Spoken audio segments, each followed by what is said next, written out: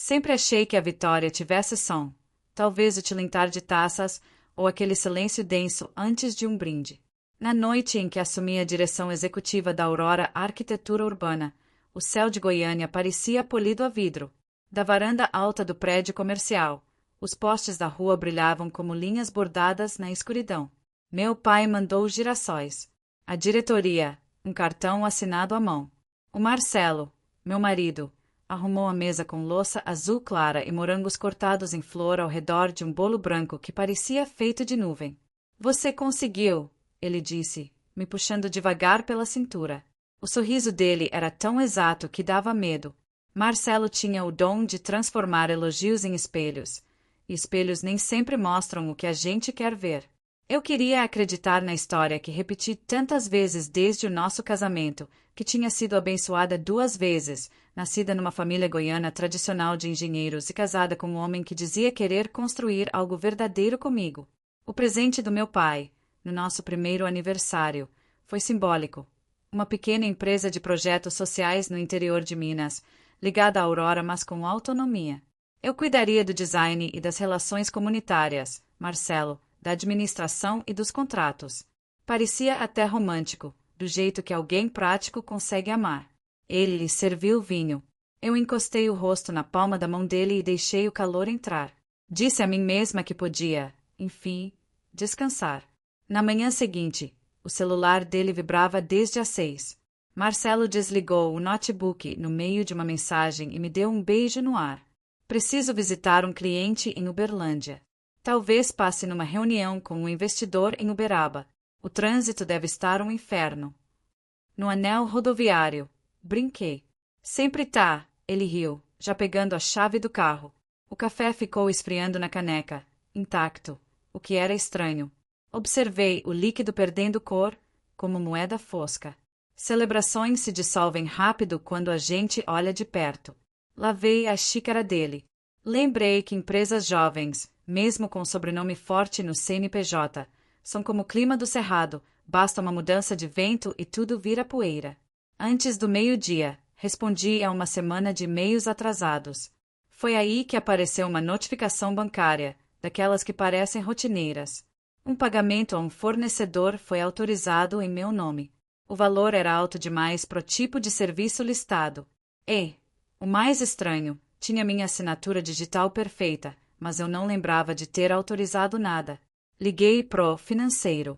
Tá tudo certo no sistema, o contador respondeu. Foi aprovado de madrugada com sua autenticação. Bloqueia ou segue. Respirei fundo. Pode deixar passar.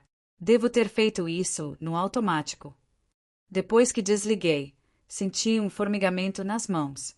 Apoiei os dedos na mesa, como se estivesse prendendo um papel contra o vento. A gente sempre acha que vai saber o momento exato em que tudo começa a desandar, que alguém vai sussurrar um alerta. Mas não é assim. A virada vem de dentro, um aperto no peito, uma respiração que trava, uma vontade inexplicável de não voltar para casa, e o cérebro dizendo que é só cansaço. O resto da tarde passou sob uma luz fria, aquele cinza típico de fevereiro. Sem pensar, peguei o carro e segui sentido sul, na direção da represa. Meus pais tinham um flat em Caldas Novas, num condomínio fechado à beira do lago, um lugar que mal usávamos, mais símbolo do que lar. Eu mantinha uma chave no porta-luvas, caso precisasse de silêncio. Estacionei no subsolo. O elevador balançava leve, como se carregasse os segredos de outras pessoas. No corredor, senti cheiro de sabão em pó e de pão fresco. Caminhei até a porta com o impulso de quem sabe o caminho sem precisar pensar. Virei a chave. E parei. Música suave vinha lá de dentro, dessas de ninar criança. 2 sapatinhos pequenos, verde-água com velcro, estavam alinhados ao lado do tapete. Em cima do aparador, um elástico prendia correspondências e havia um potinho de bolha de sabão. Um carrinho de bebê repousava encostado na parede. Primeiro pensei, minha mãe deve ter emprestado o lugar para alguma amiga. A segunda ideia me tirou o ar. Posso ajudar? A voz veio do corredor. Uma mulher jovem apareceu com uma criança no colo. O menino segurava um peixinho de madeira. Ela tinha o cabelo preso com presilhas simples, rosto limpo, sem maquiagem. Uma beleza difícil de perceber, daquelas que brilham na ausência de disfarces. Me desculpa, falei apressada. Acho que entrei na torre errada. Estava procurando uma vista. Procurando uma versão da minha vida onde tudo ainda fazia sentido. Ela olhou para a chave na minha mão. Você deve estar procurando o bloco do outro lado, disse com delicadeza, como se costurasse o constrangimento. Aqui confunde mesmo. O Marcelo também erra ao andar toda vez que vem. O nome caiu como gota em lago calmo. Primeiro o som. Depois os círculos. Marcelo, repeti, tentando parecer casual. Ela sorriu, distraída com o filho que caminhava cambaleante até a janela. Sim, ele sempre se atrasa, mas prometeu trazer os papéis do contrato hoje, então tô perdoando. Assenti, um gesto de quem aprendeu a parecer receptiva até no silêncio. Ele trabalha muito, comentei, e a frase desceu como metal na boca. O celular dela vibrou. Ela leu a tela e riu leve. Achou vaga no estacionamento. Milagre. Outra notificação pipocou. Ela virou o aparelho instintivamente, mas eu já tinha lido o início da mensagem.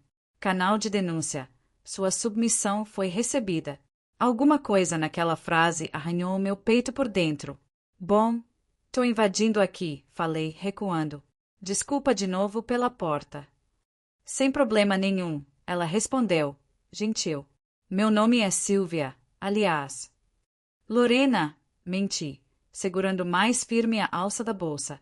Boa noite, Silvia. No corredor, o carpete parecia afundar sob meus pés, como se quisesse me engolir inteira. Consegui entrar no elevador sem correr. Dentro daquela caixa espelhada, o reflexo à minha frente era de uma mulher que ajeitava o lenço no pescoço sem se reconhecer. Silvia tinha dito o nome dele com naturalidade, com uma confiança quase íntima. Falou documentos como quem espera um futuro organizado num envelope. E aquele aviso anônimo, talvez fosse mesmo sobre qualquer coisa, um cachorro barulhento, uma lâmpada queimada no corredor. Mas eu conhecia aquele tipo de mensagem. Meses atrás, ajudei a implantar um canal semelhante na sede da empresa, voltado a denúncias de ética e conduta. Fui eu quem redigiu o manual. De volta ao carro, estacionei perto da entrada da marina. Pedi um café forte e me posicionei perto da vitrine, de onde dava para ver o edifício. O vento que vinha da represa batia contra os vidros como se quisesse avisar algo. As pessoas passavam com pressa, protegendo os rostos da garoa. 40 minutos depois, ele apareceu. Marcelo atravessava a praça com aquele passo treinado, ligeiro, mas fingindo calma. Levava uma pasta de couro e uma sacola de confeitaria. Parou em frente ao prédio. Olhou para a fachada como quem procura uma resposta, e entrou. Eu não chorei. Não tremi. Senti apenas um silêncio diferente, denso, cortante, como quando o som some de repente e o corpo nota o vazio. Eu podia ter subido. Podia ter chamado seu nome no corredor e visto a cara dele se contorcer entre culpa e charme. Mas não fui. Abri o notebook. Entrei no sistema do banco. Revisei a transferência daquela manhã. Os metadados mostravam algo inquietante. A autorização tinha partido de um aparelho secundário vinculado à minha conta, um telefone que eu não tinha. Uma sombra se formou atrás dos olhos. Tirei uma foto de Marcelo quando ele saiu do prédio, uma hora depois. Não para chantagear. Essa vontade sumiu tão rápido quanto veio, mas para guardar o exato momento em que a rotação da minha vida se alinhou num novo eixo. Dirigi de volta para Goiânia pela Marginal. Os faróis dos carros riscavam o vidro como fios soltos de uma tapeçaria que já não sustentava imagem alguma. Em casa, o prato do café da manhã ainda estava onde ele deixou. O bolo sob a redoma continuava perfeito, intacto. Na cozinha iluminada apenas pela luz da geladeira, comecei a organizar mentalmente os arquivos que não queria admitir que existiam, pagamentos com assinatura falsa, o segundo aparelho, a forma natural com que Silvia citou o nome dele como se fosse dela. Abri a planilha, relacionei os repasses suspeitos das últimas semanas. 3 pagamentos em horários estranhos, com valores arredondados demais. Depois, puxei os registros de chamadas do Marcelo, uma lista cheia de números que não reconhecia, ligações rápidas, muitas feitas perto do fim do mês. O padrão estava lá. Sobe, recua, volta. Como uma maré tentando não ser percebida. Perto da meia-noite, meu celular acendeu a pia com o brilho da tela. Um número oculto. Atendi em silêncio. Dona Lorena, disse uma voz neutra, quase ensaiada. Recebemos múltiplas denúncias via o canal de ética interna alegando que a senhora autorizou repasses irregulares de verba da Aurora. Em respeito ao seu cargo, ofereceremos uma revisão prévia antes de levarmos o caso à diretoria. Se precisar conversar ou estiver em situação de crise, estamos à disposição. A ligação caiu. Meio minuto depois, nova notificação de voz. Era uma mulher agora, voz tremida, como quem finge estar mais nervosa do que realmente está. Ligo porque não é seguro deixá-la no comando. Ela não está bem. Tá tomando decisões perigosas. Alguém precisa fazer alguma coisa. O clique final. Silêncio denso. Coloquei o celular de lado com 2 dedos, como quem teme queimar os outros. Eles não queriam me apagar. Queriam me destruir. Me transformar em desequilibrada, suspensa por precaução, excluída com justificativa. As assinaturas falsas cuidariam do resto. E como uma testemunha anônima. Pronto. A história se escrevia sozinha. Por quê? Não era só ambição. Ambição é barulhenta, previsível. Aquilo tinha cheiro de desespero, de alguém olhando o fundo de um abismo e ouvindo apenas o som de pedras caindo. Pensei no café frio, na pasta de couro, na confeitaria cara. Dívidas têm seu próprio peso. Moldam as pessoas até que virem sombras do que eram. Lavei as taças de vinho da noite anterior. Apaguei as luzes uma por uma, até a casa virar apenas esqueleto. Deitada, respirei fundo, observando o lençol se mover com minha respiração. Prova simples de que eu ainda estava ali, viva, lúcida. Tracei o plano no escuro, proteger as contas, rastrear o aparelho falso, documentar tudo antes que alguém colocasse um nome diferente na minha história. E, quando tudo ficou absolutamente quieto, adicionei uma linha final. Encontrar Silvia Brandão. Não para confrontar, para ouvir, para entender o que ela também fingia não ver. O que estavam escondendo. E até onde achavam que eu ia cair? Eu não seria o rascunho que eles estavam escrevendo. Engraçado como a dor, depois de um tempo, vira método. 2 dias depois daquelas ligações, acordei antes do sol. A cidade ainda dormia quando ouvi o chiado dos fios elétricos da rua, vibrando contra o vento seco. Goiânia tinha aquela cor de madrugada em fim de temporada de chuva, nem noite, nem dia. Só suspensão. Marcelo dormia ao meu lado, ou fingia. A respiração dele era estudada demais para ser de verdade. Fiquei ali, imóvel, medindo a distância exata entre nós. O peito que subia devagar, o cheiro cítrico do desodorante dele ainda preso no travesseiro. Me perguntei se ele respirava assim também ao lado dela. Ele saiu pouco depois das 7. Esperei 5 minutos. Depois fui até o escritório. A mesa estava limpa, claro que estava. Mas memórias digitais não desaparecem com pano. O notebook de apoio dele pedia leitura biométrica. Olhei o reflexo na tela, uma marca leve da digital no canto. A dele. Encostei meu dedo ao lado, como quem encosta em uma estrela no céu, e sussurrei. Você me subestimou. Eu não queria gritar. Gritar seria o papel que ele queria que eu fizesse. A esposa instável, emocionalmente volátil, traída e fora de controle. Não.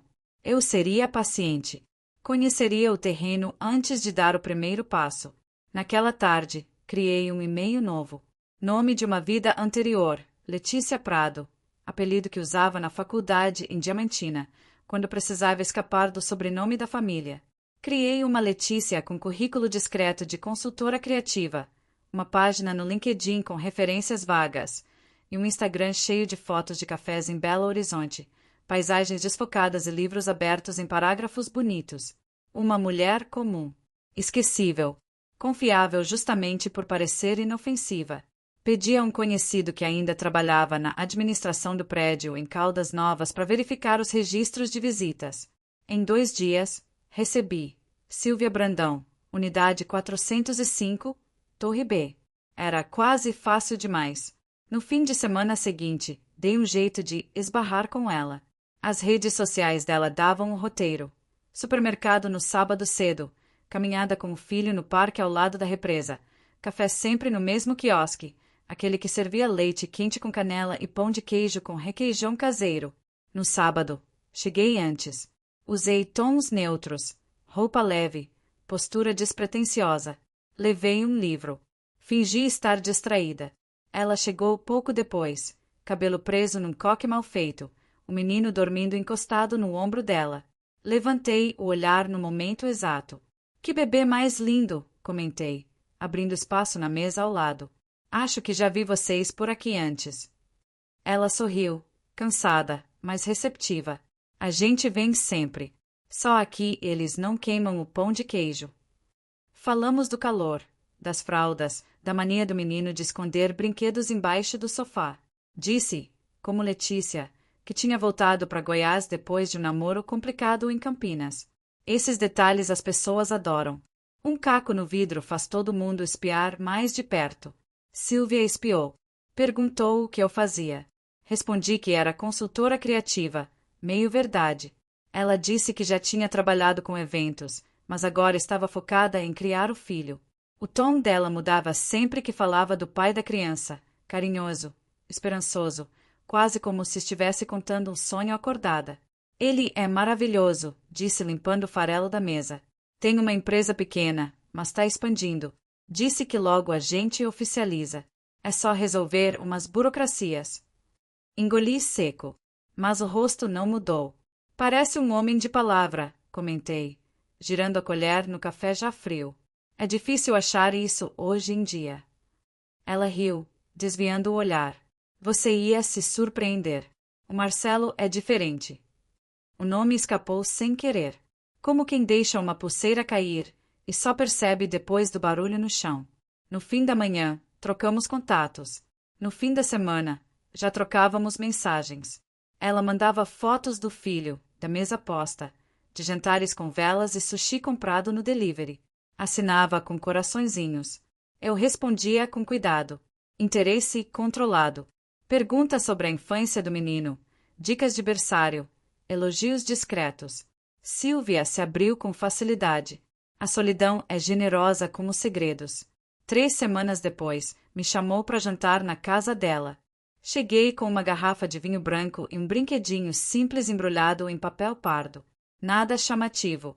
Só atencioso. Assim que ela abriu a porta, o choque veio como corrente elétrica sob a pele.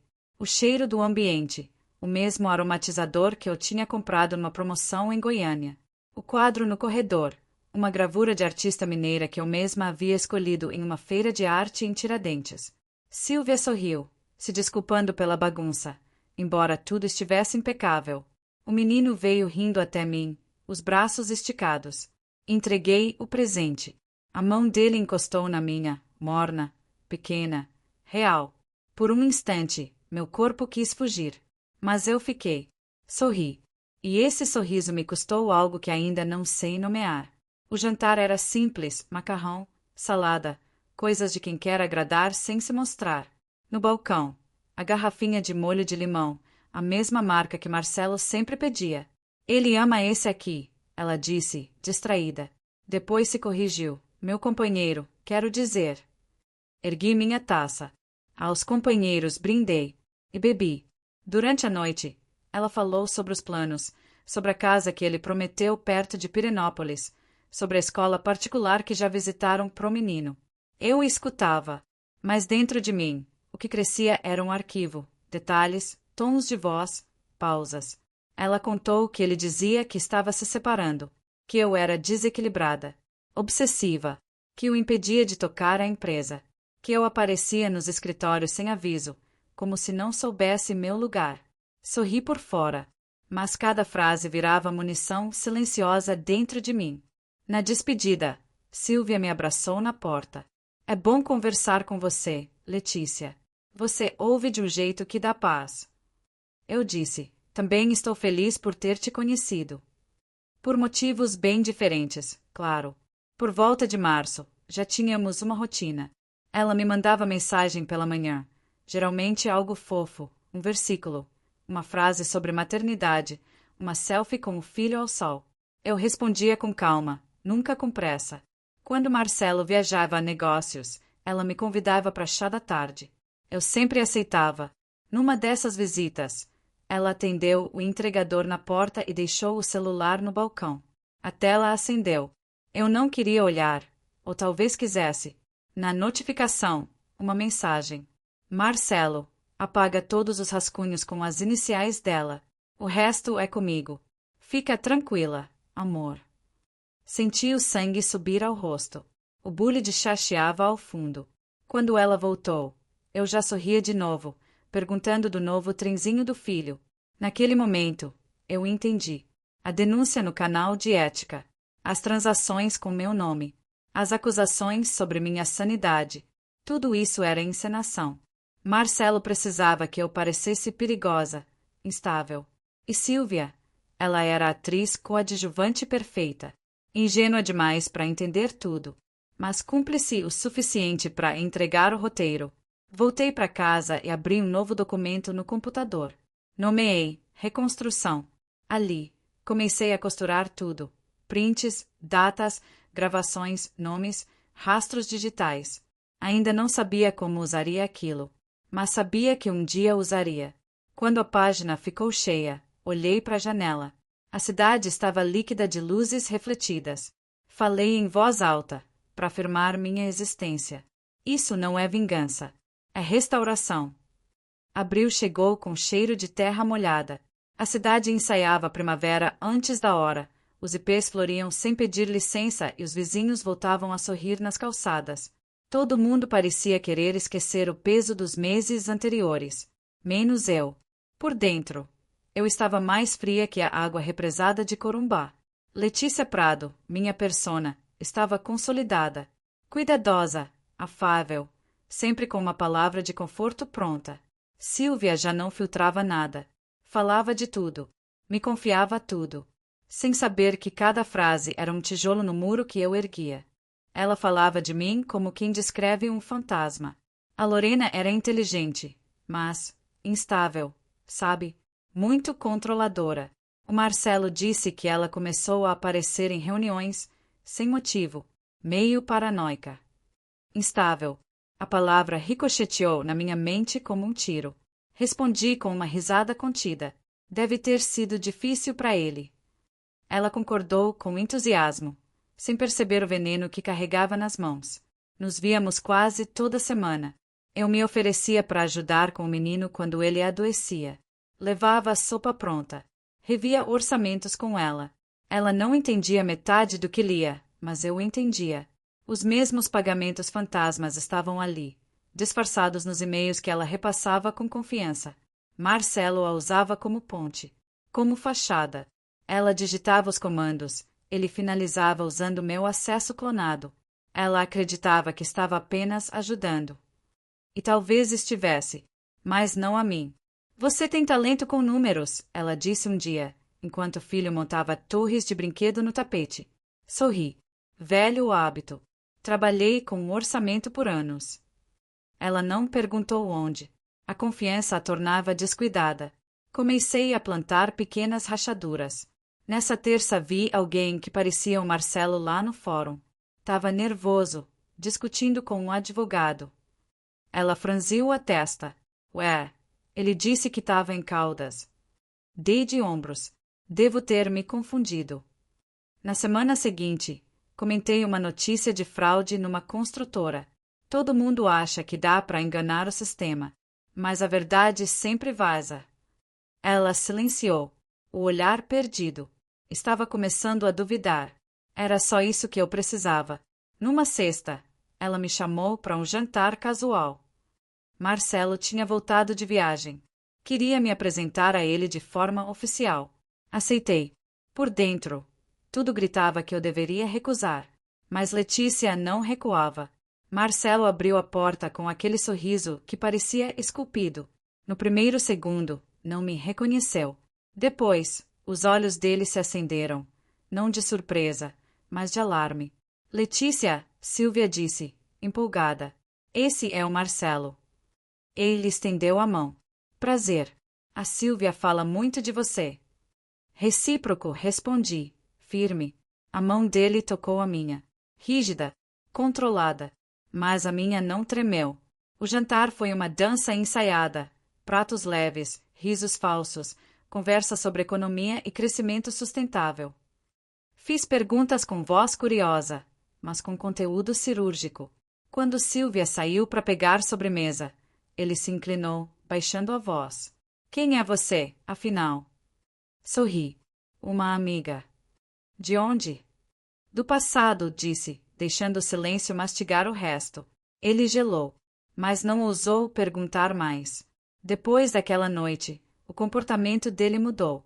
Ficou mais seco com Silvia, mais controlador. Começou a mexer no celular dela escondido. Ela percebeu. Me escreveu no meio da madrugada. Ele anda estranho, distante, como se estivesse escondendo algo. Respondi com cuidado. Às vezes quem tenta esconder demais, esconde até de si mesmo. Ela ligou. Voz baixa, quase quebrada. Você acha que ele tá mentindo pra mim? Deixei o silêncio falar antes. Depois, eu não queria ser a pessoa a dizer. Mas, talvez você mereça saber o que mais ele esconde. Foi a primeira vez que ela não respondeu de imediato. A rachadura estava feita. Na segunda-feira, os 3 principais fundos da Aurora tiveram os acessos bloqueados. A auditoria externa encontrou inconsistências. No mesmo dia, um comunicado interno anunciou o início de uma investigação. Às 3 da tarde, o celular do Marcelo não parava de tocar. Ele não sabia de onde vinha o golpe. Naquela noite, Silvia me escreveu em pânico. Disseram que estão auditando tudo. O Marcelo tá descontrolado. Fica perguntando se eu contei alguma coisa. Eu tô com medo. Respondi só. Conta a verdade. Ela digitou. Apagou. Digitou de novo. Se eu contar, ele me deixa. Respondi com o que restava. Então ele nunca esteve, Silvia. Na sexta, ela me chamou. A voz trêmula. Ele tá me culpando. Disse que invadiram o sistema pelo meu IP. Que fui eu que deixei rastros. Olhei nos olhos dela. E foi. Ela não soube responder. Chorou. Eu entreguei um lenço. Então vai descobrir. Você merece saber o que foi cúmplice sem perceber. E naquela noite, Silvia fez o que nunca tinha feito antes. Investigou. E achou. Os depósitos. As contas abertas com CPF do filho. O dinheiro que saía da empresa e passava por dentro da casa dela sem que ela visse. No dia seguinte, a ligação veio cedo. Ele usou o nome do meu bebê. O nome do Léo. Eu sinto muito, falei. Você não merecia isso. Mas dentro de mim, o sentimento era outro. Uma precisão quase cirúrgica. Não vingança. Justiça que respirava pela primeira vez. As próximas 48 horas foram um balé perfeito. O relatório da auditoria vazou para a imprensa. Cifras, assinaturas, provas cruzadas. Na sede da Aurora, os acessos do Marcelo foram revogados. Silvia, sem saber o que mais fazer, ligou para o canal de ética. Confessou tudo. Disse que havia sido manipulada. Mas agora queria contar a verdade. Aquilo não a salvaria, mas me libertaria. Naquela noite, fiquei diante do espelho. Alisei o cabelo com gestos firmes. A mulher refletida não era a que ele tentou apagar. Era outra. Vestido preto. Nada de perfume. Só presença. Na manhã seguinte, 8h57, todas as cadeiras do auditório da empresa estavam ocupadas. Conselheiros, investidores, auditores. Até meu pai, sentado ao fundo, sem dizer nada. Marcelo entrou 2 minutos atrasado. O mesmo sorriso de sempre. Controlado. Confiante. Mandei preparar café, ele disse. Achei que fosse uma reunião informal. Você vai entender em breve, respondi. Comecei. Estamos aqui hoje para revisar operações da Aurora nos últimos meses. O foco. Autorizações emitidas com minha assinatura digital. Projetei na parede os extratos. Nenhuma dessas autorizações foi feita por mim. Cada uma foi falsificada. Sussurros no fundo da sala. Marcelo se ajeitou. Já revimos esses números. Foi um erro do sistema. Virei para ele. Tem certeza? Nova projeção. Logs de acesso. IP. Horário. Computador dele. Silêncio. Talvez alguém tenha invadido minha sala, disse, rindo nervoso. Parem de alimentar essas teorias conspiratórias. Cliquei no próximo arquivo. A gravação de voz da Sílvia. Ele me disse que ela era instável. Que iam acreditar nisso. Que eu só precisava enviar a denúncia. Que era para proteger ele. O ar foi sugado da sala. Ele tentou interromper. Isso é manipulação. Ela tá mentindo para se livrar. Mostrei os prints. As mensagens. As instruções para ela deletar rastros. As contas. O uso do nome da criança. Você não só me traiu como mulher. Me usou como escudo. Roubou minha identidade. E tentou me pintar como louca. A presidente do conselho se levantou. Marcelo Brandão, o senhor está oficialmente afastado da diretoria. Processos legais serão iniciados imediatamente. Ele olhou ao redor, como quem procura uma saída num quarto sem portas. Você me amava, disse. Tudo isso por vingança. Olhei firme. Por reconstrução. Seguranças o acompanharam. Ele não resistiu. Só foi. Ao sair, ninguém falou nada. O que restava ali era o eco da própria queda.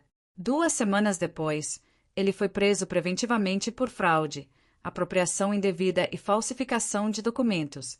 Sílvia se mudou com o filho para o interior do Paraná. Me escreveu uma vez.